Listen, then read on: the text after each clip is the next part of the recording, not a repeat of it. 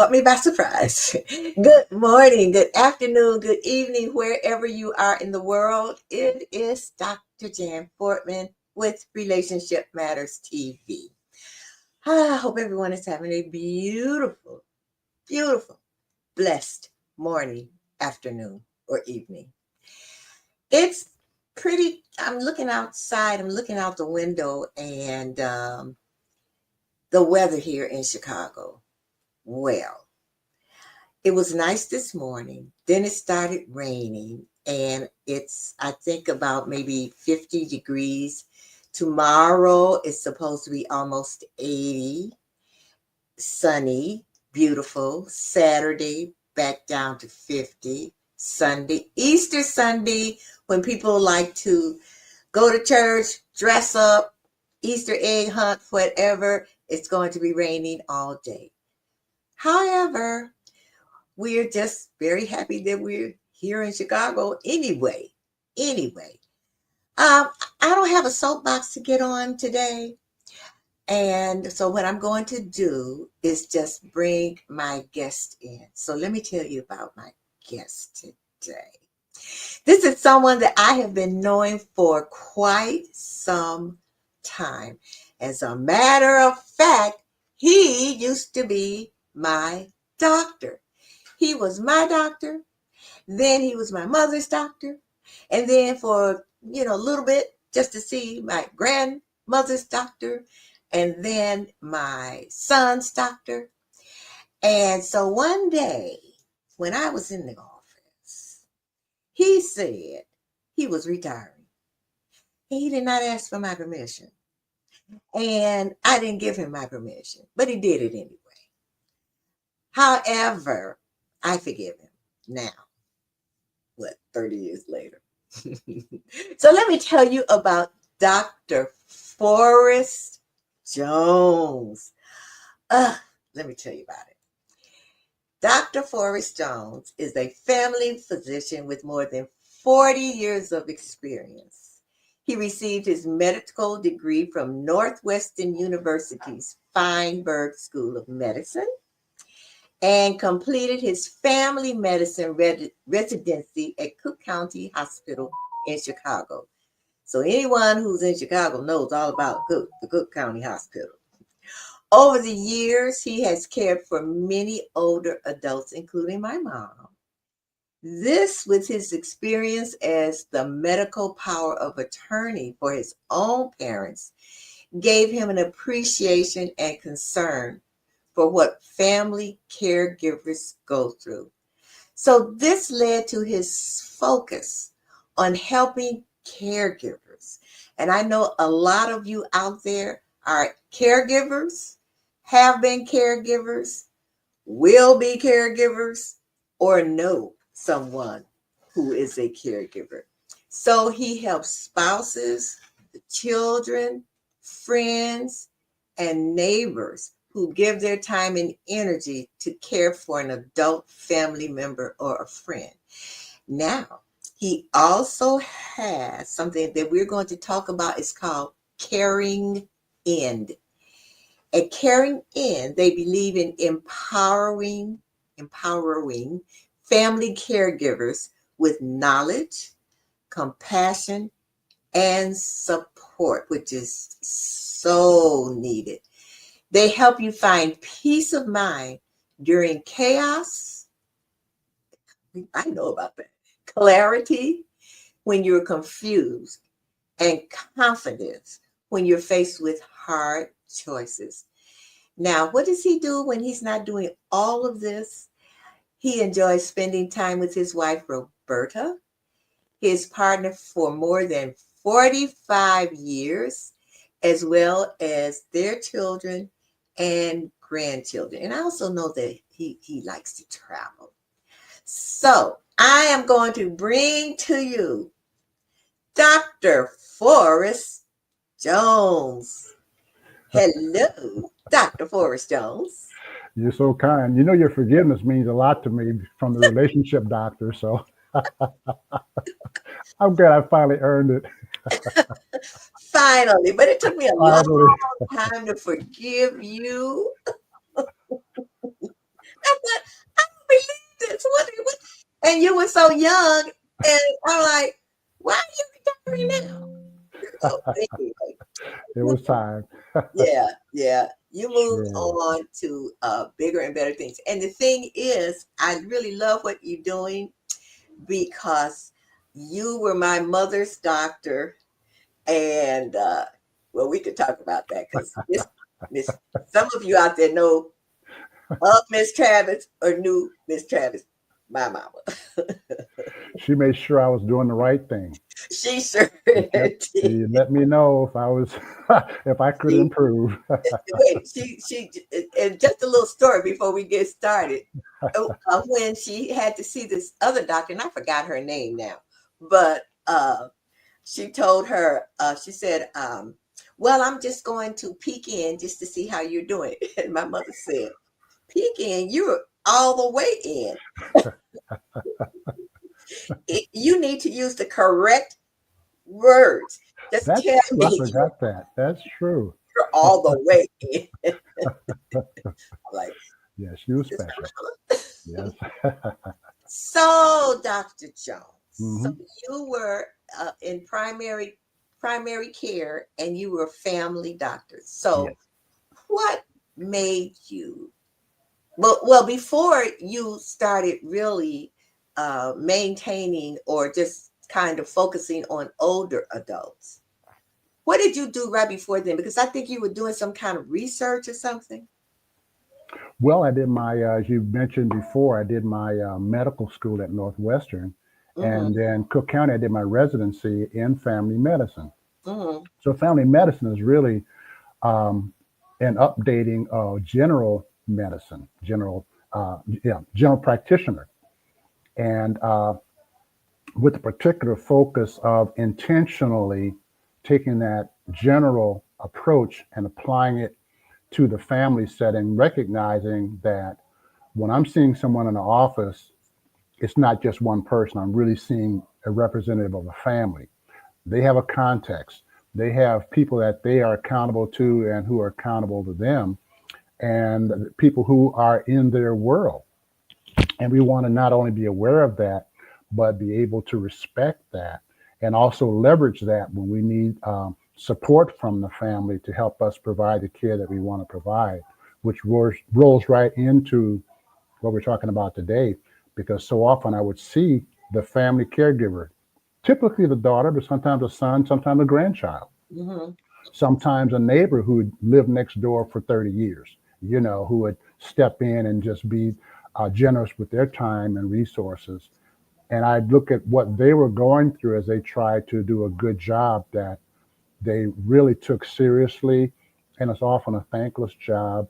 And I would try to encourage them. But And yeah, go let me ahead. add, let me add, because in family practice, in training, we learned how to do everything. I was delivering babies, pediatrics, and geriatrics. I gave up obstetrics and delivering babies because I just was not doing enough to really feel competent. And I was Okay. really afraid that there would be a period when someone would have a birthing emergency and I just would not be prepared. So I let that go. And eventually I was seeing more seniors and fewer children. And I decided, I really enjoy taking care of seniors. So I'm going to focus there. Okay.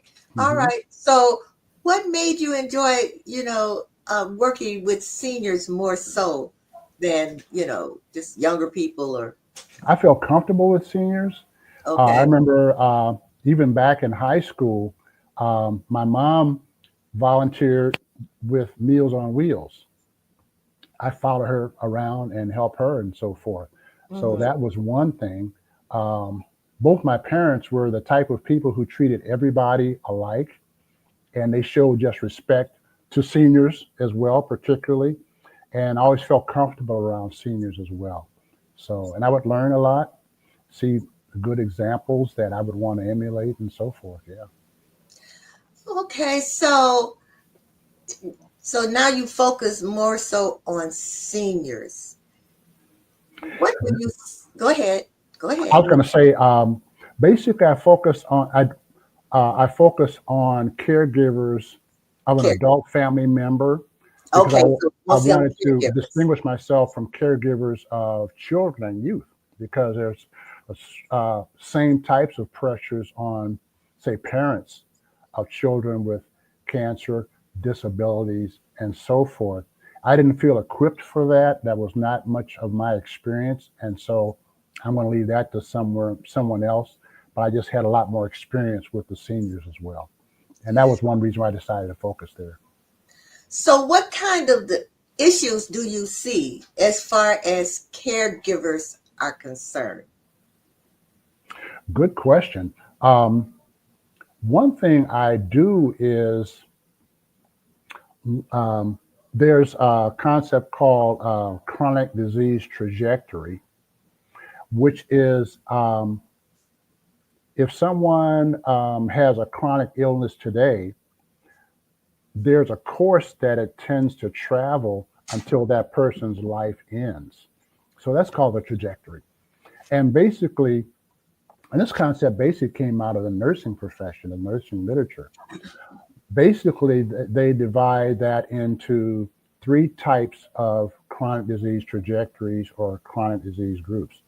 One would be um, cancer type, where someone has some type of cancer, and depending on the cancer, it's going to have a particular path. Some cancers, for example, like pancreatic, you don't tend to be aware of it until it's pretty far advanced, and then when the diagnosis um, appears or you're aware of it, there's relatively short time, for example, less than 2 years. There are others that may take a lot longer, depending on whether they're diagnosed in early stage to later stage. And the caregiver tends to get involved when the person's health starts to fail.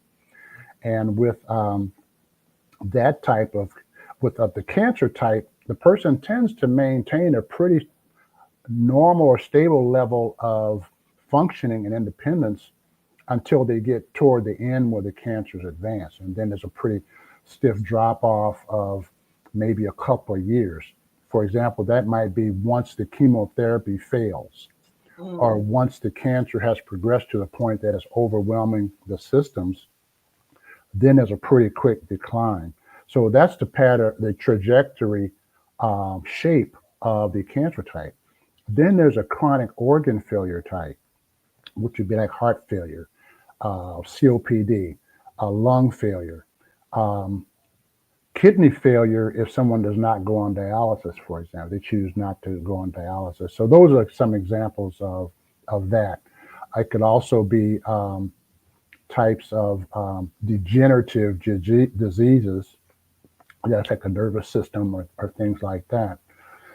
Those types of trajectories for that kind of illness tends to form like spikes, where the person's in their level of independence and ability to take care of themselves will be at a certain level. And then as it gets advanced, they have to go into the hospital to kind of fix something. So, for example, if you have COPD, chronic obstructive pulmonary disease, and chronic bronchitis, they might be functioning for a while. Then they might get pneumonia. They'd have to go into the hospital, get that treated, and then they're back on their feet. But over time, those illnesses tend to have a decline, which means that the person's going in the hospital more frequently. So it has that pattern of I'm doing okay, then there's a drop off, then I'm doing okay, then you have a new normal where it's continually climbing to the point where you've seen this, where someone seems to be in the hospital more often than they're out of the hospital. And at that stage, they really should be strongly considering hospice, because they've kind of reached the limits of what medical technology and knowledge is able to provide and medication is able to provide.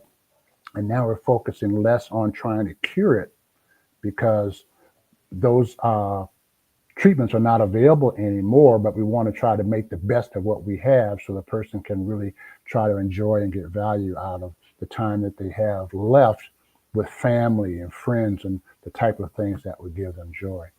The third type, which is actually the most common now, is frailty and dementia. Yeah. So where you have basically a failure of uh, cognitive capacity, the person's ability to think manage their own affairs, and they become dependent on other people to take care of these things for them. That also would include frailty, where the person's musculoskeletal system is failing, you know, arthritis, joint pain, stiffness, lack of mobility, just aches and pains, and then loss of appetite, loss of energy, things like that as people age older and they have declines like that.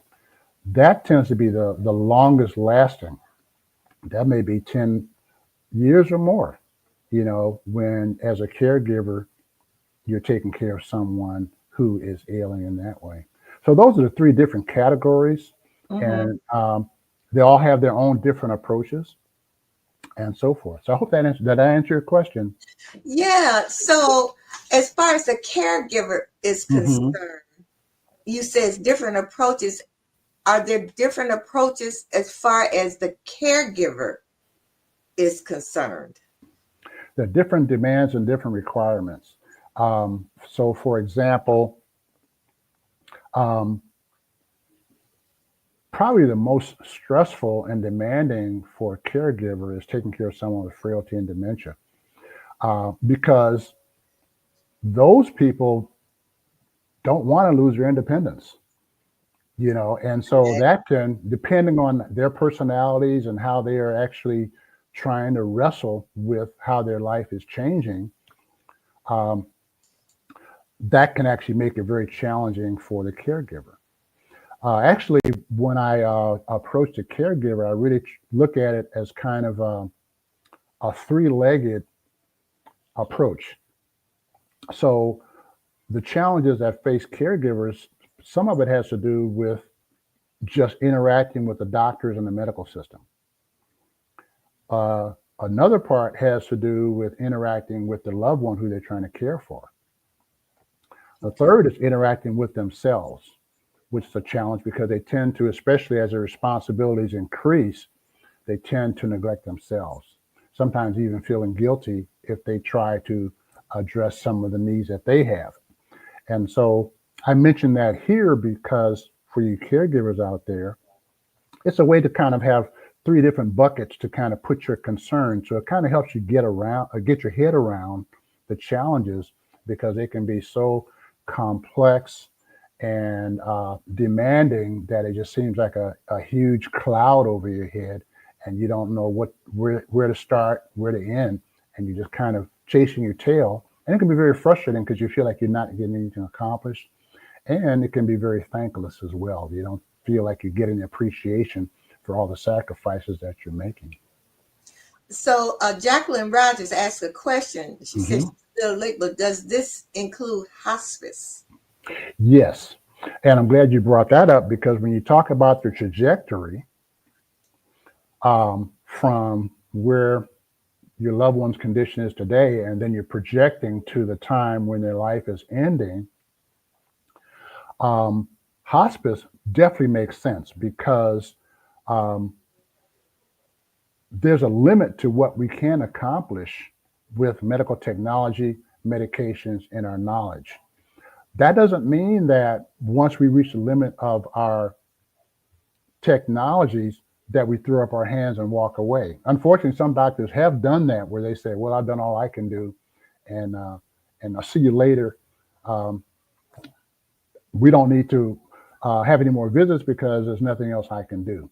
And so, number one, hospice helps because you don't feel abandoned when you get to the end of where technology can really help. So that's one benefit. Another benefit is once you got to the end of where technology and medical knowledge can actually affect a cure, um, once you get to that point, you really don't want to be going through a lot of tests and technologies and procedures that really are not going to change the situation and actually can and not only introduce a physical risk because there may be over treatment, but then there's actual pain and suffering that goes with that. So if you are constantly going to the hospital, it's not going to really change the outcome, but you're getting blood drawn 5, 6 times a day. You can't sleep because there's all this noise and everything going around you. You're not in your own home. Your family can't be around you. Why am I even here? So Yeah. there, we are actually possibly introducing more pain and suffering unnecessarily. So those are some things to think about. Now, what can be complicated about that decision for hospice is when. When is it a good idea to focus exclusively on hospice? Um, and that can be very challenging because many caregivers and their families who are around them are afraid that choosing hospice means abandoning that person, when really it's just the opposite. It's just kind of acknowledging, okay, that treatment is no longer effective, so here's another treatment that we can use. And there's a lot of resources that come with hospice as well. But Um, what, Dr. Jones, yeah. Hmm. what happens? So, how do you support the caregiver when the person that they're caregiving does not want to go to hospice, does not want to Yeah. leave their home? How do you support them? I know I have friends right now Hmm.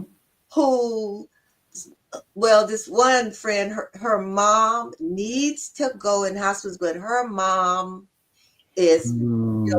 very independent, Hmm. and they're having a very difficult time.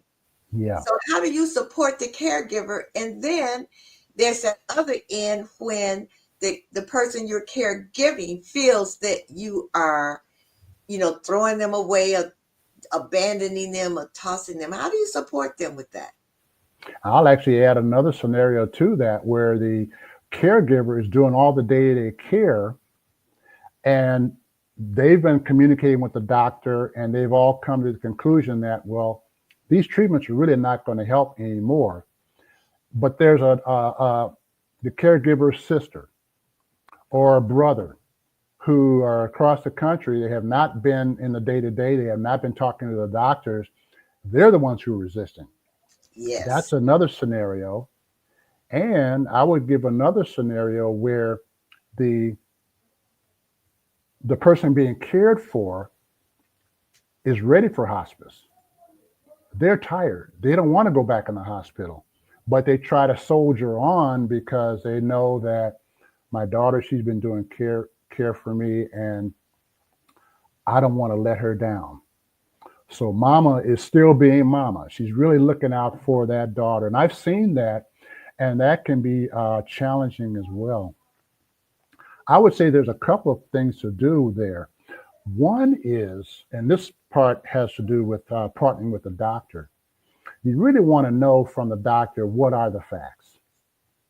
Okay, what is going on? How do we get here? And that's where trajectory comes in too. Um, what is likely to happen going forward? Okay. So, if the doctor can actually break that down and explain that, that gives some very helpful information. And a nice context to doing that is in a family conference. I've done family conferences on the phone because sometimes you've got family members all around the country.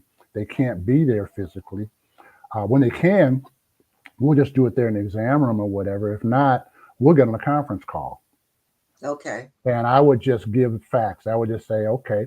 Well, actually, I would start out saying, here's how I know your mom, dad, or something like that. And just kind of give some interesting tidbits about how we've enjoyed the visits and what I've learned about them. And I understand this is just not a clinical case. This is a real person who's in your Yeah. life, and you've got a history together. And I just want to kind of make the point to them that I'm fortunate to have shared some of that history with you myself, and this is kind of how he's impacted me or she's impacted me.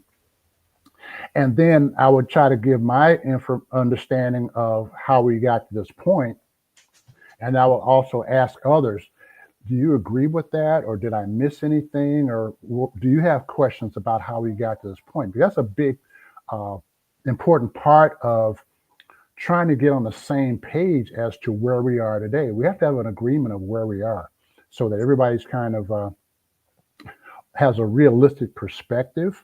Mm-hmm. And so we'll talk about what the symptoms are that we're experiencing and Mm-hmm. what we've tried to do to remedy those things as best we can. And here's what we can expect going forward. Here's some test results Mm-hmm. that tell us something about this condition.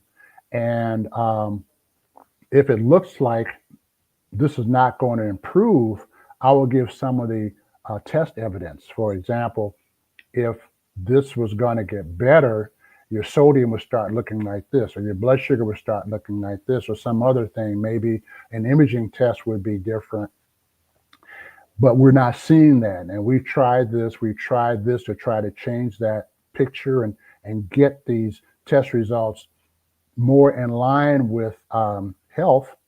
And we have not been successful. And matter of fact, they're declining.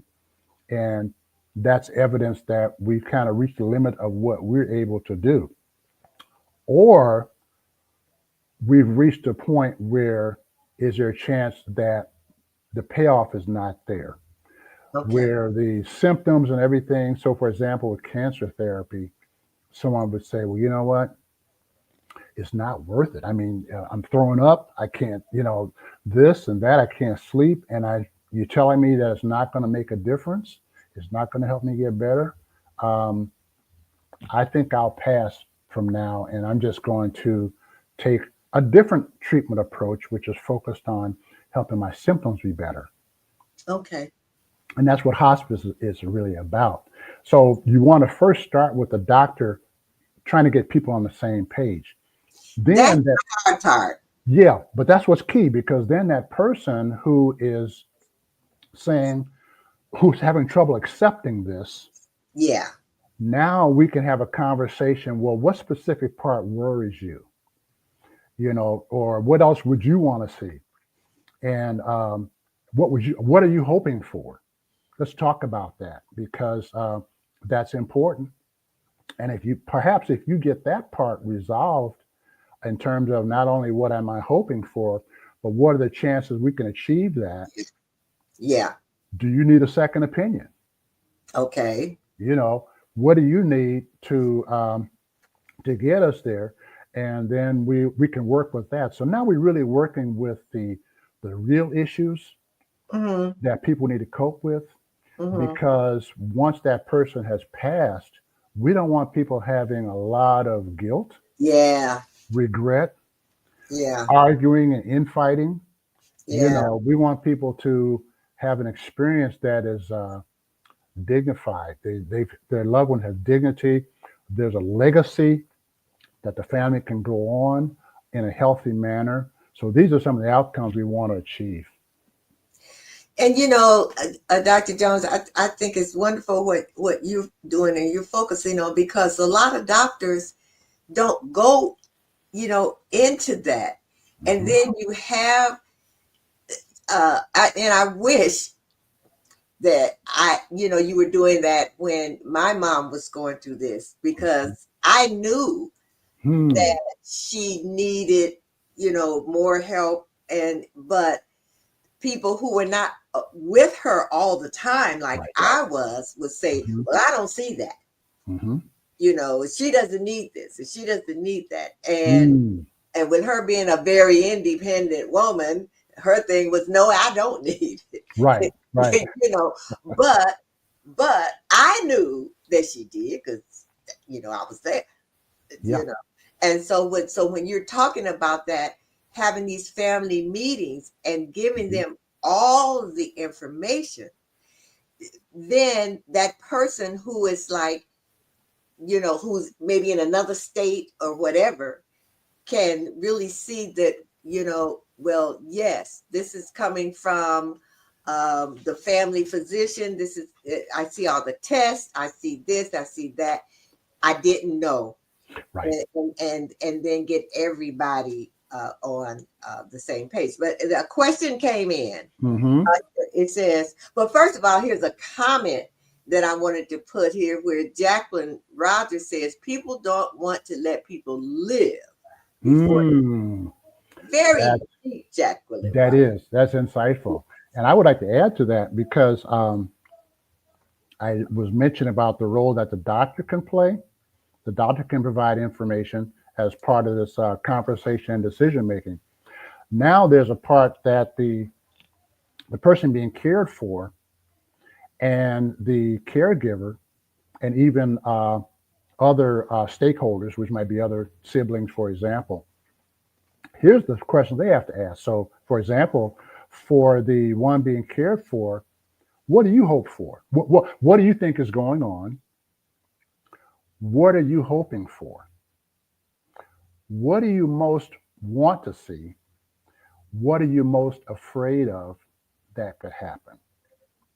Let's talk about that.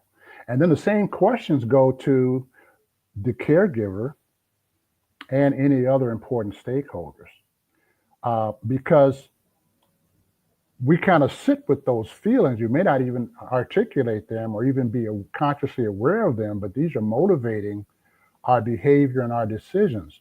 So let's put those out on the table, bring them into the light of day, and then not only are we sharing this stuff, which actually adds to um, what does living really mean, and then we can also talk about, okay, why is that important, and how can we do things that can get us as close to that as possible. So this gets into the emotional space.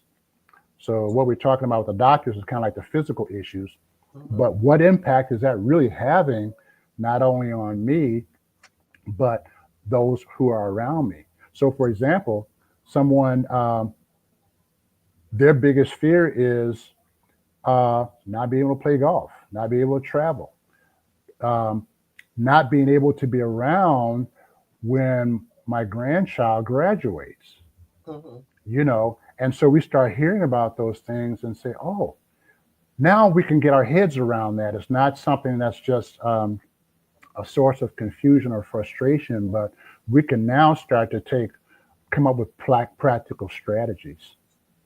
Okay, all righty. Hmm. So this is the question that came in. Hmm. As a doctor, did you find it difficult for caregivers to understand their responsibilities? Interesting.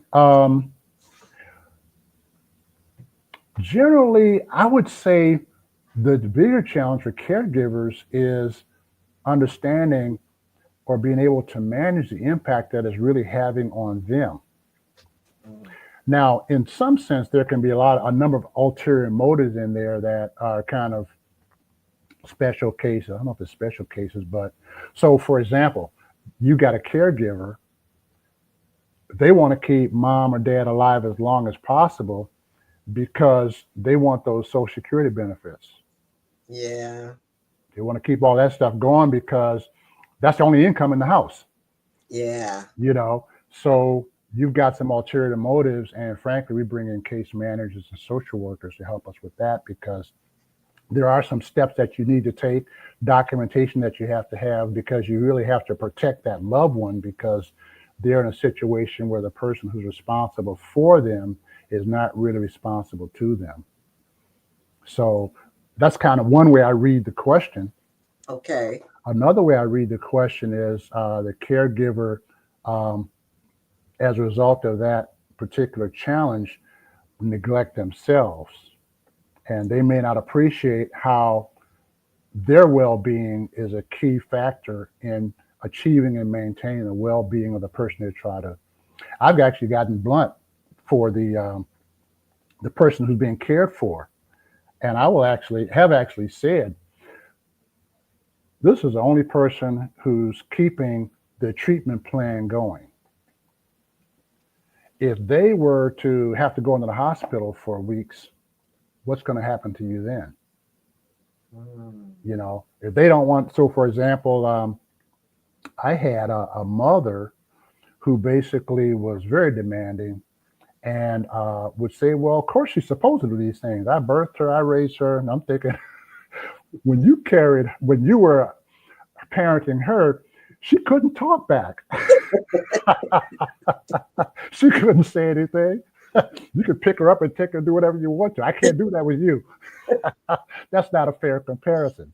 But that was her mindset. And she said, well, she's my daughter. Yeah. I did all this for her. She's supposed to. And I had to say, wait a minute, wait a minute. Suppose something happens to her. I said, she's got high blood pressure herself. She could literally have a stroke. Where would you be? And a lot of times that's enough to get their attention and say, well, doc, you're right. And I really do appreciate what you're doing, but I just get frustrated and I know I'm not right, but I do appreciate her. And that's important for the caregiver to actually hear that. And another thing I would do is when the caregiver would come in, I would take her blood pressure. Oh, I remember you taking Yeah, my. I would take her blood pressure because number one, I want to see whether or not she's actually having physical consequences from the caregiver challenges. And then I would also want to send a message to the one being cared for that I care about her health because I'm depending on her. As a matter of fact, you might have heard this.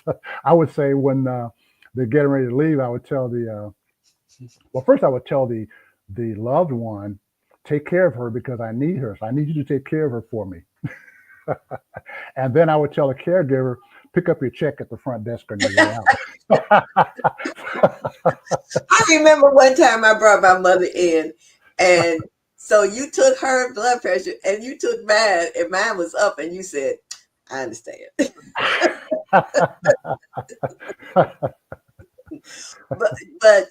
but yeah, I've seen caregivers, and it's like, and I'm telling you, you need to step back. You need to do whatever you can because Mhm, you're looking drawn, you're looking tired, mhm, and it is draining. It is. And I see Billy Davis said mhm. resentment comes into play for the caregiver. That Absolutely. can happen. Yeah. Absolutely. And you see Absolutely. that? And even abuse. Oh, And even abuse. The resentment can go that far. And it just shows how straining and stressful that can be, where that person, that caregiver, is actually not the same person who started this journey. And they're now in territory that they don't even recognize themselves. But they feel they've got to soldier on because they have no choice. And so they have this duty that they have to fulfill. And so one thing that Caring In wants to do is to give you permission to step back.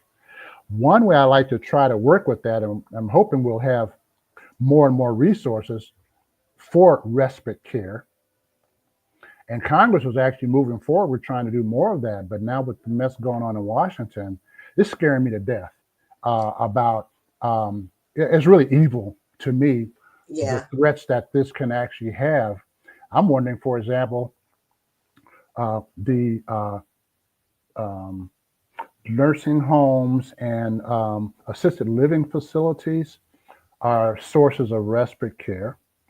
I wonder if cuts in Medicare and so forth would actually make them go out of business simply because they depend so much to meet their expenses because so many of the people they care for, that's a key part of the resources that they bring to even be able to afford these facilities.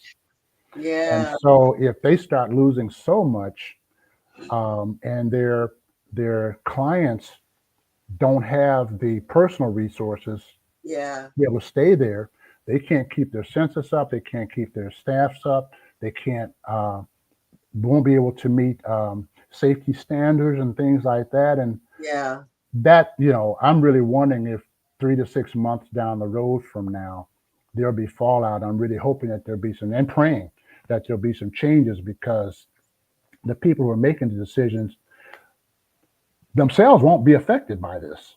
Right. They're in positions where they won't have to deal with the consequences, and but nevertheless, these are decisions that they made. But my point being, respite is such a big part. Sometimes people do have family members who can come in and give Yeah. them relief, and maybe just an hour or a couple hours a week is enough. Other times, I actually try to put a formal plan together as an aspirational target of at least one long weekend out of a month they can get away, either physically or somewhere where they don't have to have direct responsibility.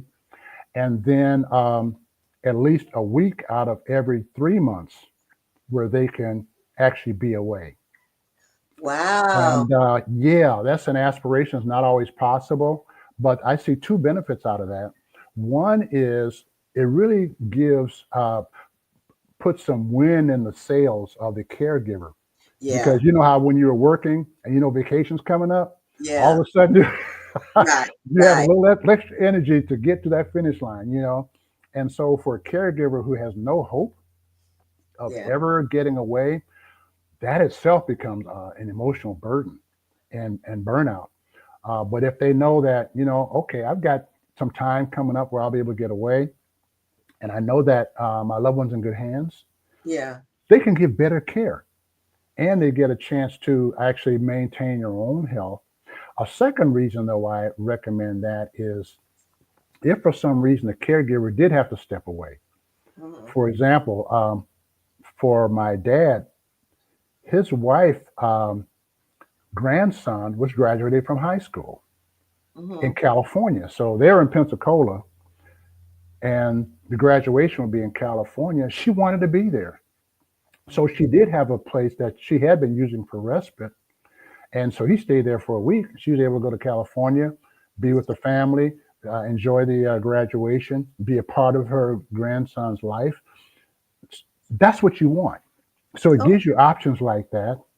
Or if the caregiver has to go into the hospital herself Mhm. or himself, maybe they need surgery. I've seen situations where the caregiver is rushing to get out of the hospital sooner than the doctor really wants them to, because who's going to take care? They don't have anybody. I've got to get back there. So Yeah. they don't even give themselves chance to get the healing that they need. So respite becomes a resource where they can actually take care of themselves guilt free. But you may have to try several places before you find a place that's a good fit. But Mhm. at least now you've got um, a reason, a motivation to actually take that step, which actually is a benefit for everybody.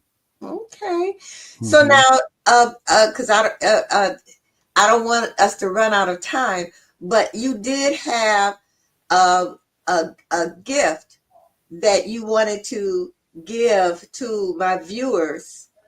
Uh, Yes. so if you could put those in the chat, Okay. Uh, and also for those who are Audible only, hmm. you can also go to info at caringend.com, and that's caringend.com. Info at caring in. One That, word, right? you know .com. what? It came in the private chat. Okay. Oh, it did, It came in the private chat, which because it it means says that it goes to everyone. me. You know what? Put it. Hmm. You see where it says comments. I You, see chat with everyone. I do not see a comment you don't see comment. window. Let me see if No. I can. Maybe If you can do it. let's Yeah. see. Let's see if I can put it in the comments myself. Copy. Yeah. Uh, let's see. Okay, While let's. you're talking, I was just going to explain that while you're looking, I was going to explain that there are a number of caregivers who are remote.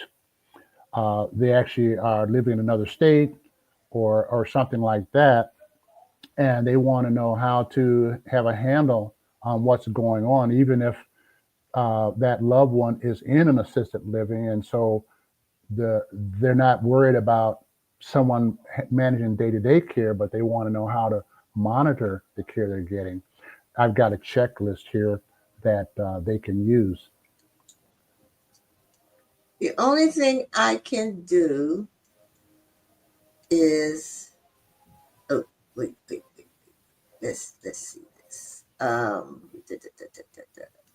Delete that. And this. Let's see if that works. Let's see. That's the only way it comes. Oh, Um, let's see. Let me take it off. I don't want a ticker. Just wanted to add the banner. mhm. It and just we don't want to scroll. Okay, let's try again. All right. Let's see. Keep talking. Okay. I do have a free Facebook group, and I'm hoping you can get the link there, or maybe they can check in at your website or something to get these. Because I want an opportunity to be able to interact with caregivers with different challenges. I just started, so there's not a lot of people in the group yet, but that's Keeps expected to coming. I grow. guess it's because it's so long. Yeah, It that's what I'm keeps afraid coming of. that Yeah. way. So while we're talking about it, Hmm. uh, Pastor Jeanette Bass Jordan says, "Hey, my friends," and then she says to you, Dr. Forrest Jones, "We must chat." Absolutely. Now Okay. there's a caregiver par excellence right there, and I did follow you uh, with your journey that you were posting on Facebook, and I really appreciate it. I thought that was such a strong witness to not only what can be done, but also the dedication that that represented, and the service, the heart of service. Yes, So tell us about your Facebook group. it's a group for caregivers, and I do have information I'm planning to that's already posted there. Mhm. Topical information. My goal will be to have every 2 weeks a live presentation as well, and I would present some content, and then another on another date each month. It would just be a Q&A. So you'd be able to interact with me just like we're doing here, and just pose your questions. And there are a number of questions I would not be able to answer because many of you as caregivers have been through a variety of experiences that you can share with each other from the richness of your experience, and also to encourage each other as well, because you can get really isolated with that. I'm going to just say this real quick for in terms of partnering with yourself. One concern I've recently gotten involved with is how to help caregivers uh, work on their physical fitness while they're home. Because especially when their responsibilities get really heavy, they can't really get out. Not only do they feel isolated, but their activity is limited, and you can actually lose fitness as a caregiver, which could put you at cardiovascular risk, certainly at frailty risk because you're losing physical strength. Um, you may be losing bone strength. And so you may not actually be able to live the fullness of life that you need to after your caregiver service is done.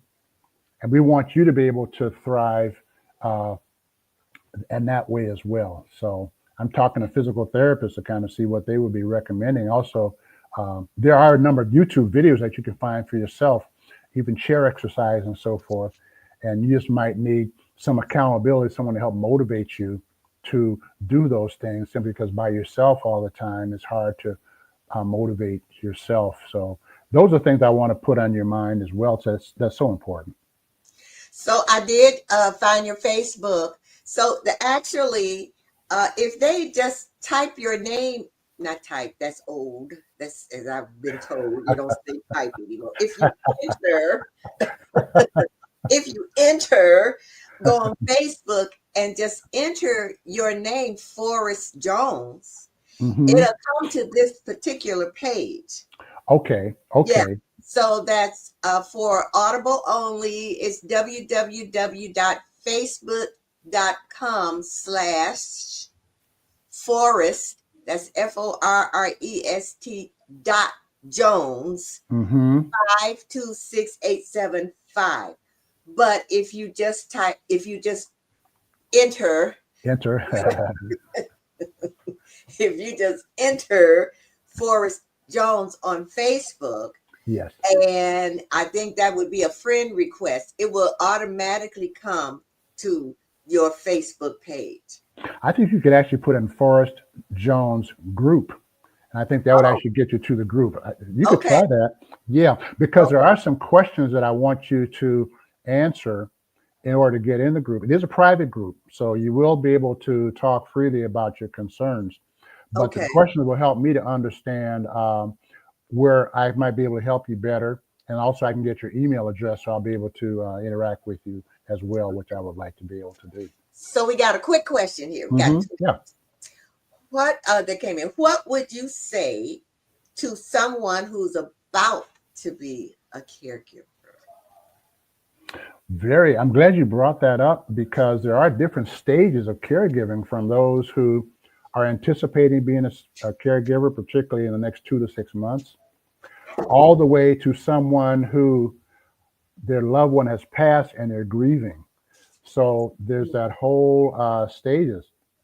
I think for someone who has not yet started that journey, you just want to have some information about what that would look like.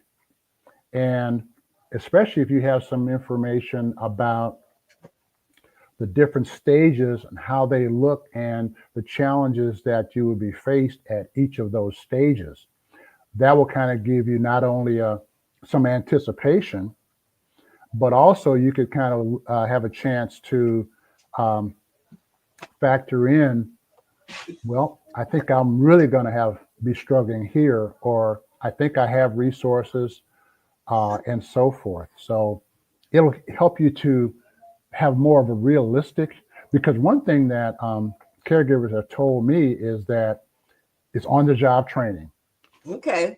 and you have no idea what to expect. I think it also helps those who are working because there become issues, there'll be challenges with their work schedule and taking time off and all these types of things. Right.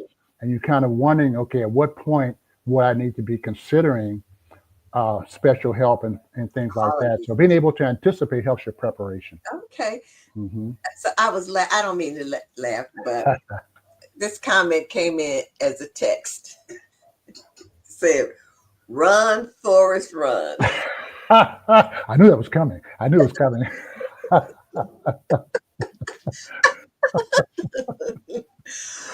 Dr. Jones, Yes, thank you so very much. yeah, You pleasure. have given us so much information because you know what?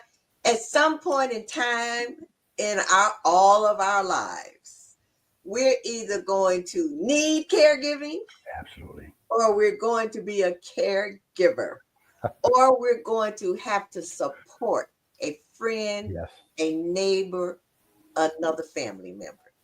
And absolutely. and I want everyone to go to his Facebook page. And I put it on the lower third. So if you don't remember it, you can. What is this for me? That's my son. How do you become a smooth and Hey, cool? Chief. That's Kevin. That's high praise. Thank you. So Dr. Jones, thank you so much. Thank you so much. And everyone, please seek Dr. Forrest Jones out. Can I add? And they could reach me at info@carrying.com if for some other reason none of the other connections work. They could reach Yes, me there too. and where here it is right here, info@caringend.com. Thank you so much. Thank you so much. You have a beautiful, beautiful, beautiful, beautiful, blessed evening. Tell your wife I said hello. Thank Okay. her for sharing you with us this evening. 46 years next month. 46 Yes, years. ma'am. Oh my 46. goodness. Yes, God has been good. He has been good. Yes. And continues Congratulations. to be good. Yes. Oh, Hmm. wow. Hmm. Okay. Yeah. You know what? That's why I look so healthy, right? Maybe I need to have you on again to talk about how can you sustain 46 years. Couldn't do it by myself, to be honest. Yeah, I know it. I yeah. know it. Hmm. So, Billy Davis, thank you. This was a great conversation. And thank you so much. Thank all of you. So, anyway, Dr. Jones, you take care. We will You be too. talking. Perfect. All righty. Bye bye. Be blessed. Wow, that was great. And the time went by so fast. It was so much good information. So, if you know someone who is a caregiver, if you know someone who's a caregiver, you know, and they weren't able, thank you, Billy, and they were not able to watch this, it will be the easiest way that they can watch this is to go on YouTube. It was on YouTube Live and a lot of other uh, platforms. But the easiest way is to have them to go to my page, which is Dr. Janice Hooker Fortman. And they can watch this because it is very important. So I will see you again next week on Relationship Matters TV. I want you to remember there are all kinds of relationships, all kinds of relationship matters. Life is all about relationships.